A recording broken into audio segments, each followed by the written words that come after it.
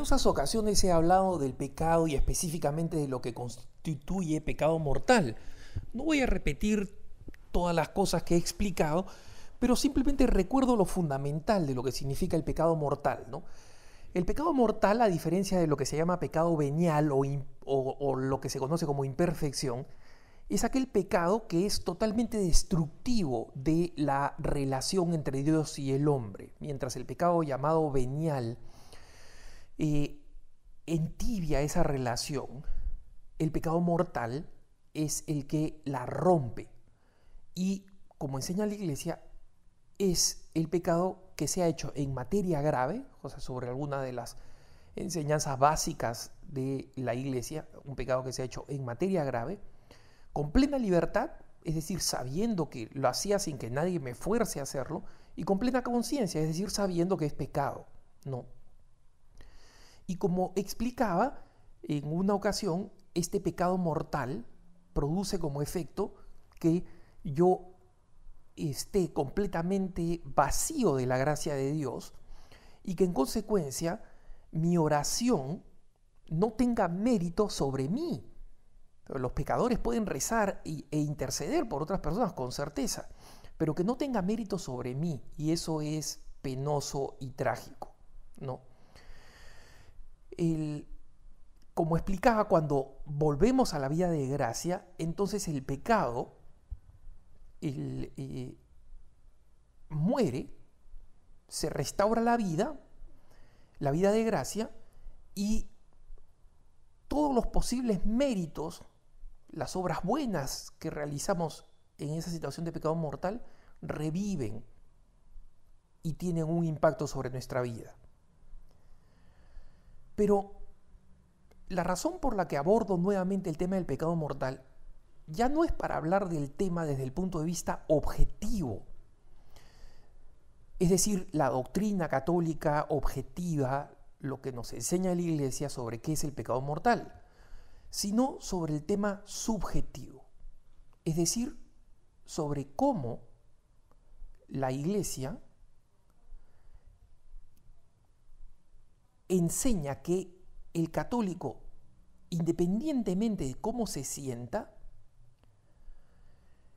busque salir de la situación de pecado. ¿Esto qué significa? Significa que uno de los efectos del pecado es obviamente el oscurecimiento de la mente.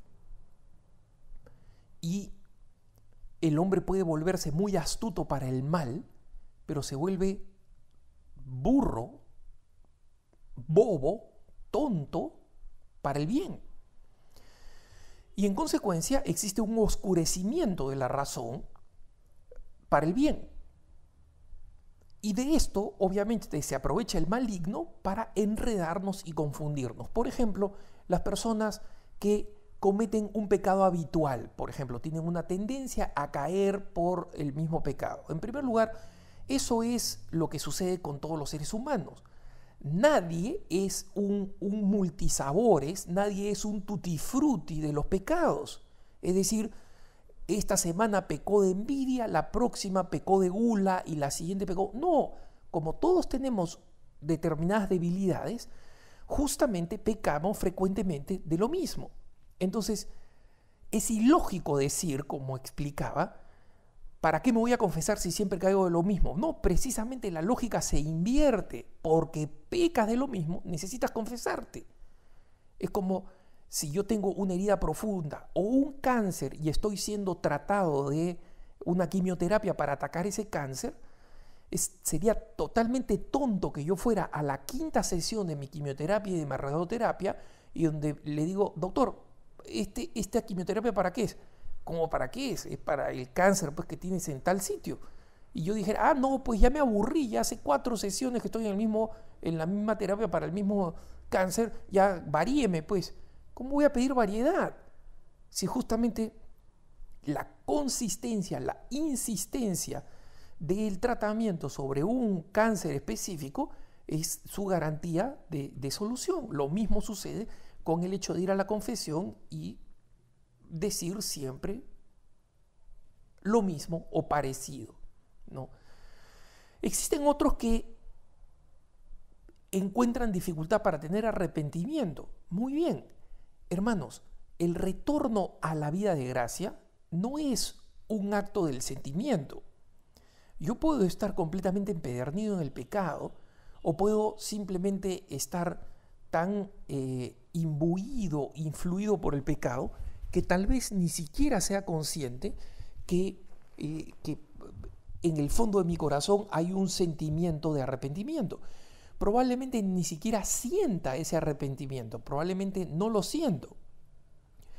Pero para confesarse bien, basta con el saber que he cometido pecado.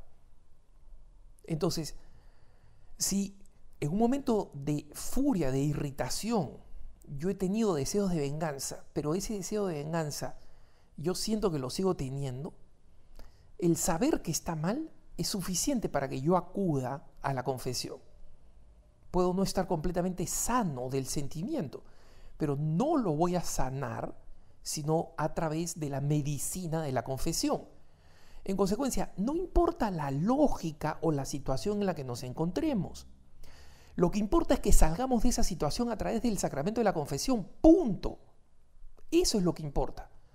Entonces, hay una persona, y más de una persona, que me han escrito diciéndome, pero Alejandro, mira, el problema que yo tengo es este, y me envían unos largos correos explicando todos los enredos interiores espirituales que tienen sobre tal o cual cosa y por qué sienten así, sienten asá y piensan, y cuando eran jóvenes y ahora que son viejos, y que cuando eran muchachos y no creían y ahora que creen. Hermano, nada de eso importa. Lo que importa es, si tú sabes que estás en pecado mortal, acude a la confesión. Punto. Sal de ese estado.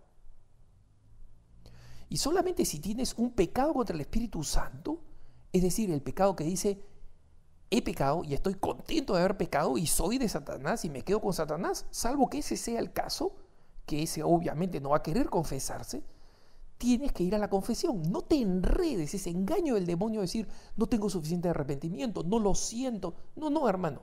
Si tú sabes que es pecado mortal, sabes que eso te aleja de Dios, y sabes que lo que has hecho es malo, eso basta para que tú vayas a una confesión.